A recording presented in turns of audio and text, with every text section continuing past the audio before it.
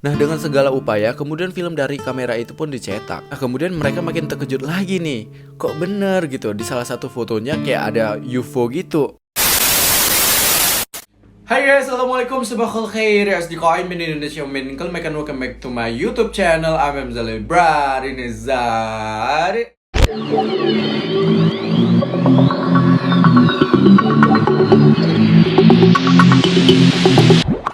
Ya guys, kembali lagi ke konten premium Ali Hamzah. Dimana lagi kalau bukan di YouTube channel Ali Hamzah, karena cuma di sini Ali Hamzah kontennya niat banget guys. Nah, buat kalian yang baru, selamat datang di YouTube channel Ali Hamzah. Buat kalian yang sudah subscribe, jangan lupa juga kalian turn on notification, karena fitur itu bakal sangat-sangat bermanfaat. Jadi setiap kali aku posting video, bakalan kalian dikasih notifikasi. Nah, gimana kabar kalian? Semoga kalian sehat selalu. Semoga kita semua dilimpahkan kesehatan, rezeki sama Allah Subhanahu Wa Taala. Amin ya robbal alamin.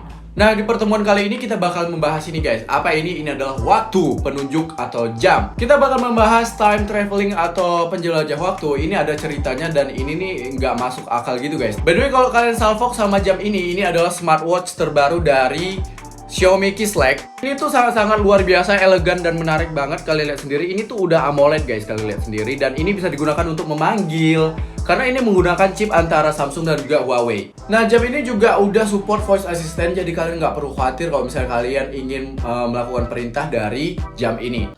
Nah, urusan tampilan, kalian lihat sendiri, ini tuh kayak elegan banget guys. Ini tuh kayak smartwatch premium karena memang bahannya juga premium juga guys. Nah, tahu nggak kalian, Kislek Smart Calling Watch KR Black ini juga punya banyak fitur guys. Nah, yang jadi favorit aku adalah fitur gamenya guys. Ini kita bisa main Flappy Bird di sini. Jadi kalau misalnya kita lagi gabut, kita bisa main game ini guys. Ini seru banget guys. Dan aku juga mau nunjukin ke kalian fitur-fitur lainnya. Di sini kita juga bisa mendeteksi jantung, darah, bahkan emosi kita juga bisa dideteksi guys. Wah, gila ya, keren banget. Dan tahu nggak kalian, di sini kita juga bisa baca pesan dan juga memanggil guys. Menurut aku sih smartwatch ini bisa dijadikan alternatif buat kalian yang pingin pakai smartwatch, karena selain harganya terjangkau, fiturnya juga lengkap, pasti worth it banget guys.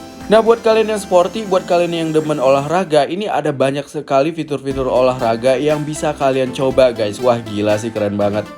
Gimana enggak, karena ada sekitar 70 mode olahraga yang bisa kita coba. Nah, tahu nggak kalian, jam ini bakal rilis di Indonesia pada tanggal 18 Juni 2022 dan ini adalah salah satu series yang paling ditunggu-tunggu guys. Langsung aja kalian masukin ke keranjang kalian, link aku taruh di deskripsi. Nah, langsung aja kita masuk ke pembahasan kita. Jangan lupa nonton sampai habis. Ya guys, mungkin kalian udah pernah dengar cerita ini, tapi bagaimana jadinya kalau misalnya ternyata semua ini hanyalah hoax guys, alias bohongan. Mungkin kalian udah pernah dengar cerita tentang seorang pria asal Ukraina yang melakukan time traveling atau penjelajahan waktu dari tahun 1958 ke tahun 2006. Nah, buat kalian yang nggak tahu, aku ceritakan dulu guys. Jadi kisah ini bisa dibilang populer karena di YouTube sendiri viewsnya bisa mencapai miliaran guys. Nah, sekarang kita analisis lagi nih, bener gak cerita ini? Jadi dulu ada seorang pemuda asal Ukraina yang lahir pada tahun 1932, berpindah waktu saat usianya 25 tahun ke tahun 2006. Nama pria itu adalah Sergei Ponomarenko. Nah, suatu hari di tahun 2006, dia melangkahkan kaki menelusuri jalan-jalan yang ada di Kiev. Jadi dia selama jalan-jalan gitu, dia kayak kebingungan gitu guys. Jadi kalau kalian gak tahu Kiev di mana, itu ibu kota Ukraina. Dia jalan-jalan di Ukraina pada tanggal Selasa 23 April 2006.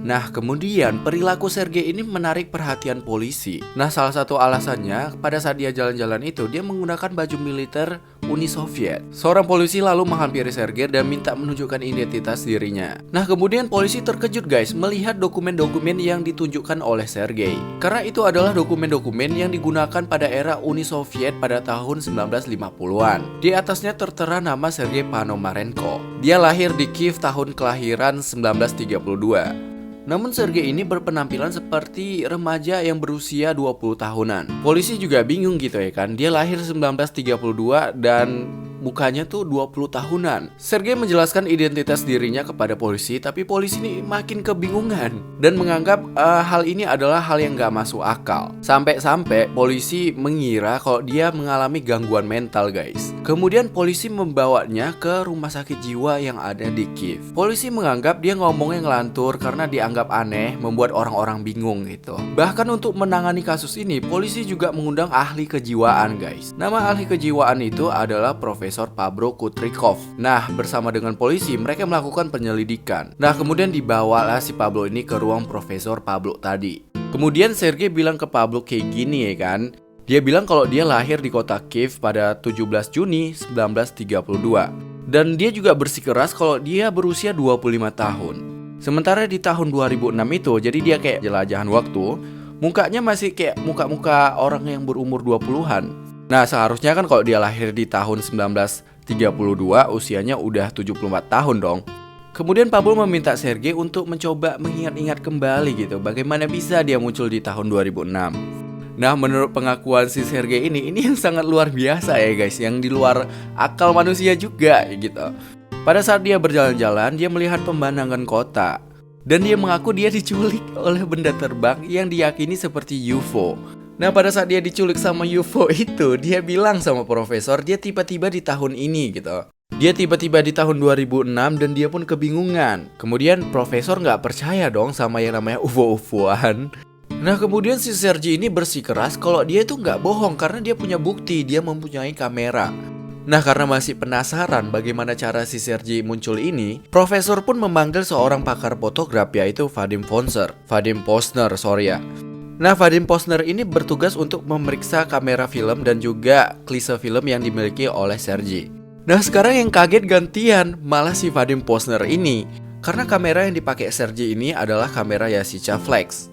Jadi kamera ini buatan Jepang dan sudah berhenti diproduksi dari tahun 1970-an. Si Vadim Posner ini kaget dong gimana bisa dia dapat kamera Yashica Flex itu sementara udah nggak diproduksi lagi.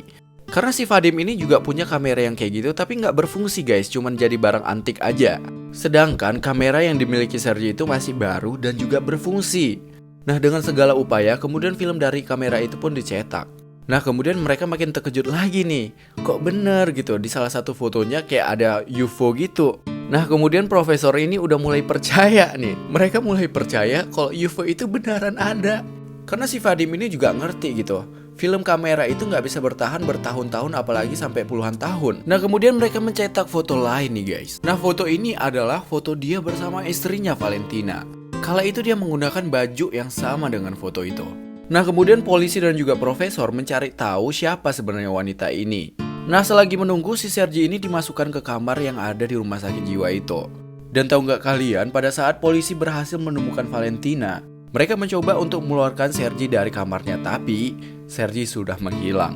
Cukup mustahil dia bisa hilang karena di rumah sakit jiwa itu pengamanannya sangat ketat guys.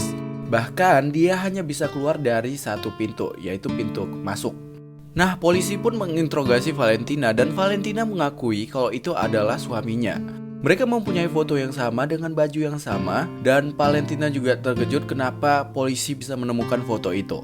Nah, ceritanya tuh seperti itu guys. Mungkin kalian juga udah tahu gitu ya kan. Tapi kita munculkan konspirasi teorinya juga nih. Kita teliti lagi. Apakah cerita ini beneran atau hanya tipu daya setan?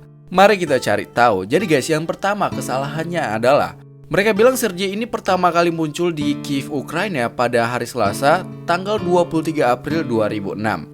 Nah, kalau kita cek lagi kalendernya, ternyata di tahun 2006 tanggal 23 April itu bukan hari Selasa guys, tapi hari Minggu. Nah, kemudian kita bicara tentang dokumennya guys. Dokumen yang mereka sebarkan, dokumen yang mereka tunjukkan itu memang terlihat meyakinkan. Dalam cerita mereka mengaku kalau Sergei lahir pada tanggal 17 Juni 1932.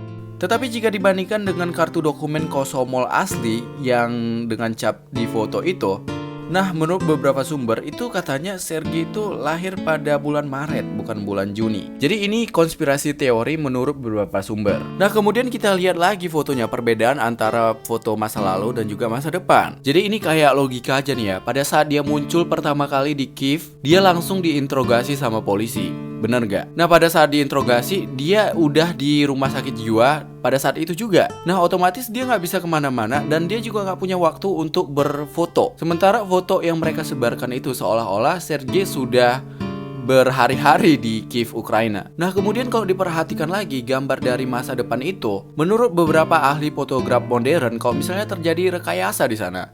Kalau misalnya benar-benar diteliti, ada beberapa bangunan yang terlihat janggal.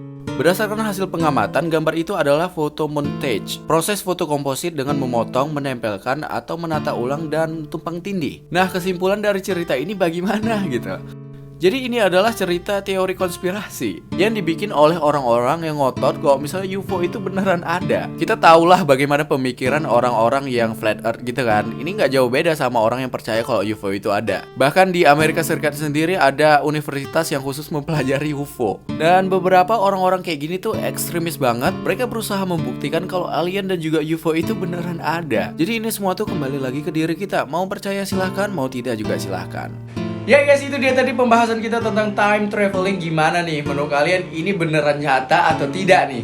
Nah, aku juga mau tahu gimana pendapat kalian. Langsung aja kalian drop di kolom komentar. Juga kalau misalnya kalian punya sesuatu untuk dibahas, drop di kolom komentar. Kritik dan saran drop di kolom komentar. Juga support terus channel ini dengan cara subscribe, like, comment, and share. Sampai jumpa di next video. Ciao, adios, wassalam, bye bye.